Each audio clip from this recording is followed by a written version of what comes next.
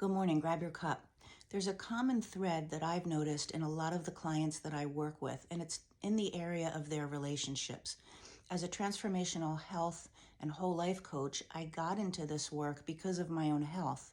It was health that really drove me to keep looking for deeper answers and how I wanted to feel and have better energy and to overcome autoimmune conditions that I had been diagnosed with.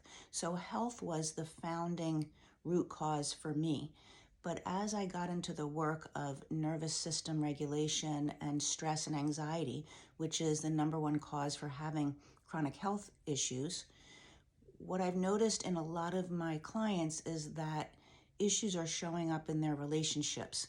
And typically it's women who are post-relationship, or they would like to be post-relationship, but they don't know how to end it. Maybe they've been married to someone for a few decades and don't feel like they have a lot of options, or they have been through a divorce, either of their choice or their partner's choice, but they still feel really stuck in moving forward. If that's you, here's what I want you to know about one of the reasons why you might feel so stuck. And that is, if you haven't dealt with anger and grief that come with the ending of relationship, your nervous system is not going to allow you to move forward.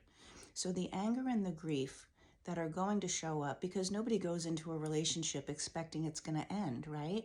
There's a grief in the loss of what you thought was going to happen. And oftentimes there's a lot of anger, either in what the other person did, if they caused the ending of the relationship, or maybe anger with yourself and why did I let this go on so long, whatever it is. But when you're stuck holding grief and anger and you haven't processed those through, it's very difficult to get a clean slate so that you can move forward and create a different relationship. When you're processing grief and anger, that's part of the somatic work that we do. Yes, we also change the lens in how we look at all of it, but the grief and the anger are emotions that are in your body. You can't think yourself out of grief and anger.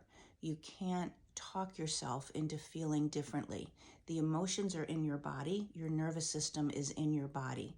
So if you've been stuck feeling like you can't move forward, maybe the end of your relationship was 5 years ago, but you're still stuck.